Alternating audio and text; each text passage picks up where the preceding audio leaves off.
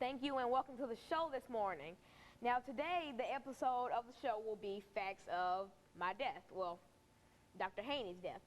Now this morning, we have Dr. James Haney on the show. Now mainly you will see him in camera 2 and him basically doing all this.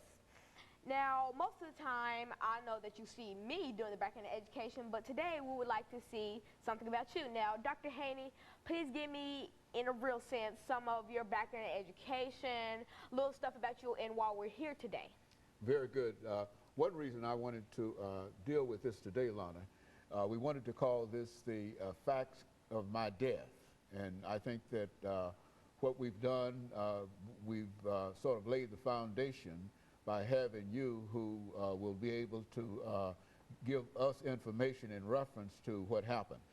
It all goes back to the 15th of January of 2013. It appeared that my wife was in some distress. She was having some problems with her leg, and it was decided on torn tissues in her leg. And why don't you give us some information in reference to how that occurred? Well, on the morning of January 15th, me and you were getting ready to go to school. Well, you were getting ready to take me to school, and then you'd go off to work. Now, when I was walking past my grandmother's room, I heard her in distress. I heard her crying. So I went into her room, and I said, "Grandmother, are you okay?" And she was like, get James, because y'all will need to have to take me to the hospital because she had torn tissue in her leg. And now, after we had put her in the car, and then we went off to the Summit Hospital in Hermitage, Tennessee. When we arrived at the hospital, the doctor started running tests on her, asking her questions, and me and you were just kind of watching and waiting, being pretty nervous. Now, as she went off to her x-ray, I went, "Hey, Papa, let's go get some hot chocolate, because I'm pretty thirsty." So we went down to the lower level of the hospital and got some hot chocolate. When we came back up, my grandmother was coming back from her x-ray. And now, as I remember, you were sitting in a chair quite like this, and then you crossed your fingers like this and put them to your chest, and you kicked your feet up on the bed, and you went, "Y'all, I need to take a nap." And so, basically, we were like, I was like, "What? Where are you going to take a nap?" I mean, really, you said I need to lay down and take a nap. And I was like, "Where are you going to lay down?" I mean, my grandmother had the bed, your wife. She had the bed, so I'm like, where would he lay down? And then, at that moment, your mouth opened, but nothing came out. And then your eyes rolled to the back of your head, and you started foaming at the mouth. So after that, you started shaking, like you were, like, freezing, shaking, like you were scared and freezing all at the same time.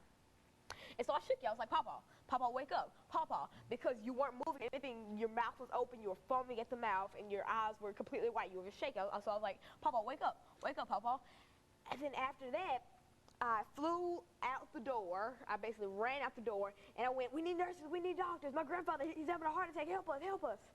And so they ran back into the room, and then there was this one nurse, and she had stopped in the room and said, "Oh, my God."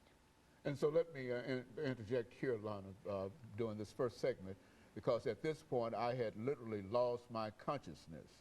I was no longer able to understand anything, and not only had I lost my consciousness, but when the doctors from across the hall reached the examination room, they found my wife still on the bed, but at the same time they found me unconscious and in a chair. And they immediately put onto the end of my finger a machine that indicated that would read your pulse on a machine that was about over there, to the right of me. Flat out. It flat out indicated I did not have a pulse. Line, like you were not alive. Like, because a live person, everybody has a pulse.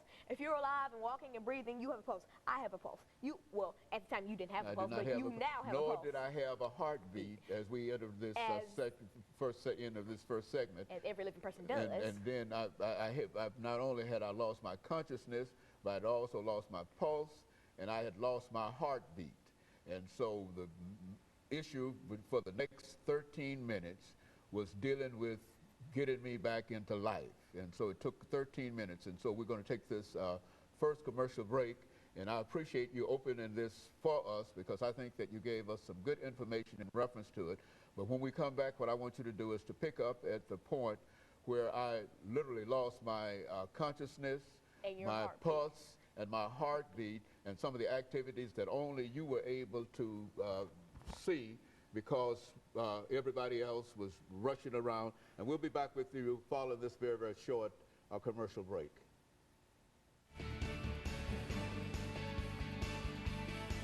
Segment of the show. Now,